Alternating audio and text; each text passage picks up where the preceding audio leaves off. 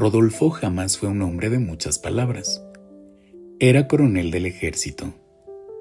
Había aprendido que el deber se cumplía, la disciplina se practicaba y las emociones pocas veces se decían en voz alta. Desde que su esposa había trascendido, hacía 12 años, la casa quedó en silencio.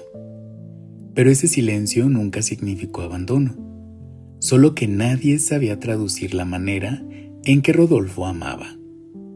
Sus hijos, Elena y Benito, crecieron pensando algo que jamás se atrevían a decir frente de él. Papá nunca nos dice que nos quiere, nunca nos abraza, nunca nos felicita, nunca pregunta cómo nos sentimos. Es como si siempre estuviera trabajando. Y aunque Rodolfo escuchaba esas frases, algunas veces desde la otra habitación, nunca respondía. Simplemente seguía haciendo lo de todos los días. Cada mañana despertaba antes que el sol, preparaba el desayuno, revisaba que hubiera fruta en el refrigerador, llenaba el tanque del automóvil de Elena para que nunca manejara con la reserva.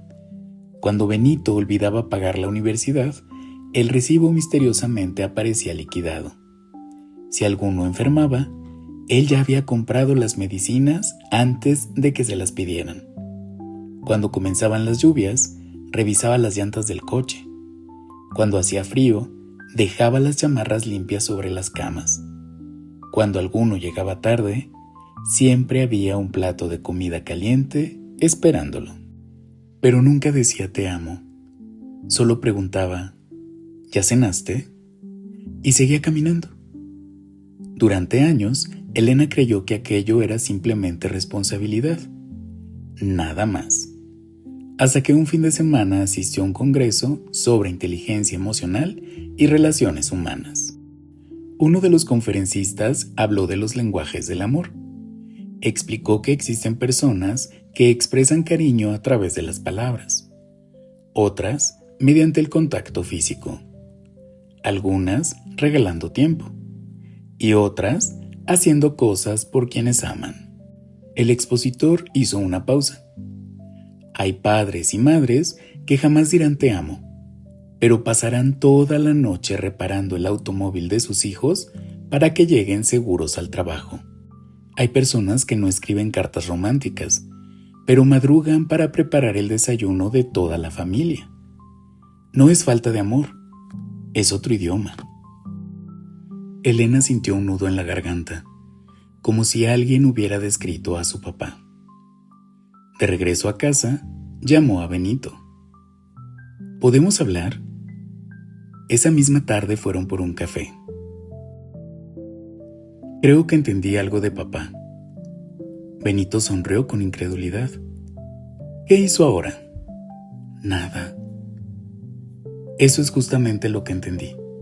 Siempre pensamos que no sabía demostrar amor, pero creo que llevamos años mirándolo en el idioma equivocado. Benito frunció el ceño. ¿Cómo? Elena comenzó a recordar. ¿Te acuerdas cuando se desveló 3 noches seguidas arreglando mi computadora porque no tenía dinero para comprar otra? Benito asintió. ¿Y cuando manejó 4 horas solo para recogerme porque mi coche se descompuso? Sí. ¿Y cuando mamá murió y nunca volvió a faltar comida en la casa? Sí. ¿Quién aprendió a hacer nuestras comidas favoritas? Papá. ¿Quién iba a todas mis presentaciones aunque llegara uniformado directamente del cuartel? Papá. ¿Quién jamás dejó que faltara dinero para nuestros estudios? Benito guardó silencio. Las imágenes comenzaron a aparecer una tras otra. Las bicicletas reparadas, los uniformes escolares perfectamente planchados, las noches esperando despierto hasta escuchar la puerta, los desayunos listos antes del amanecer, las consultas médicas agendadas, las fugas de agua arregladas, los focos cambiados, los impuestos pagados, los cumpleaños organizados en silencio. Entonces, Elena dijo algo que cambió la conversación. Creo que papá pasó años intentando ser mamá y papá al mismo tiempo, y nosotros solo esperábamos escuchar las palabras que nunca aprendió a decir. Benito bajó la mirada. Sintió una mezcla de tristeza y gratitud. ¿Y si nunca dejamos que nos amara como él sí sabía hacerlo? Aquella pregunta quedó suspendida entre los dos. Días después, organizaron una cena, sin motivo especial, solo ellos tres. Rodolfo llegó puntual como siempre. Traía pan recién horneado porque sabía que era el favorito de Elena y el postre favorito de Benito. Lo dejó sobre la mesa sin decir una palabra. Mientras acomodaban los platos, Elena rompió el silencio. Papá, necesitamos decirte algo. Rodolfo levantó la vista. Durante muchos años pensamos que no sabías demostrarnos que nos amabas. El coronel permaneció inmóvil, como si esas palabras pesaran más que cualquier medalla que hubiera recibido. Benito continuó. Pero entendimos que tú siempre nos hablaste con otro lenguaje, uno que nosotros no conocíamos.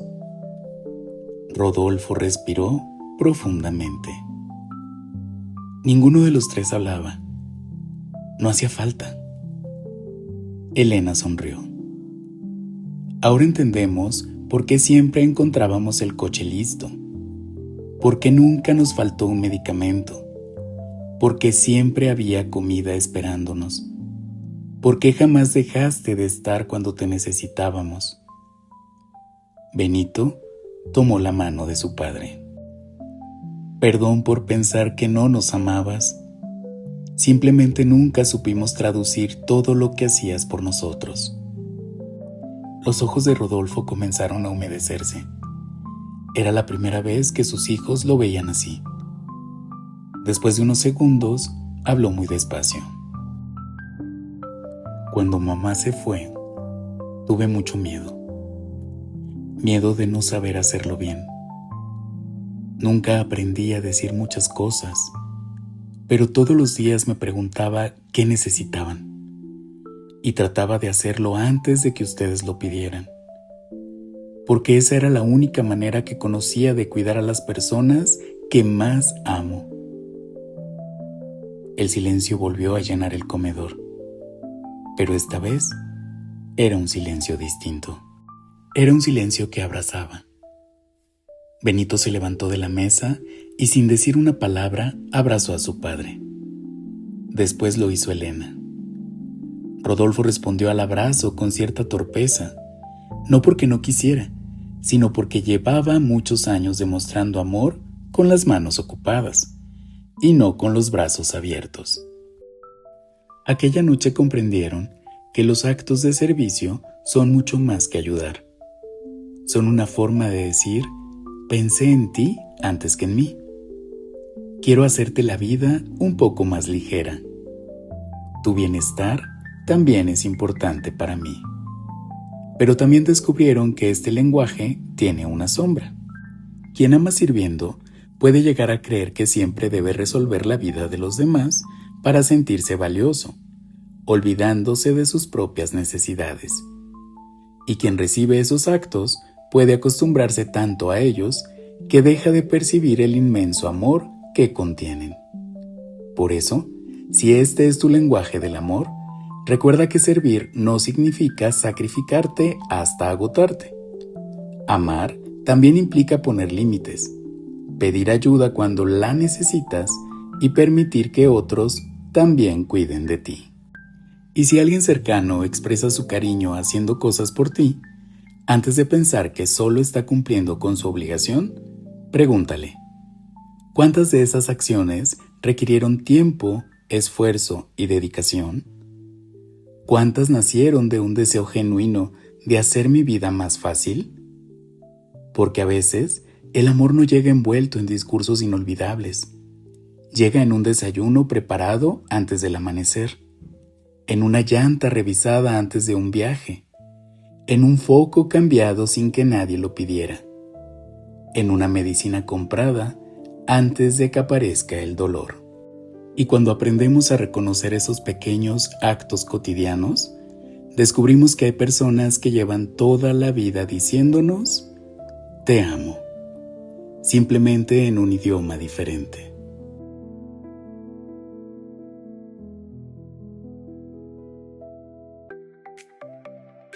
La información compartida en este espacio no debe tomarse de manera literal ni como una absoluta verdad. La intención de Tenus Cristal Índigo es invitarte a seguir descubriendo, investigando, cuestionando y que busques acercarte a profesionales y expertos que ayuden a ampliar tu comprensión sobre estos temas. Yo soy Gabo Bastien y te espero en el siguiente episodio. Tenus Cristal Índigo, redescubriendo la integración del ser al perfecto equilibrio.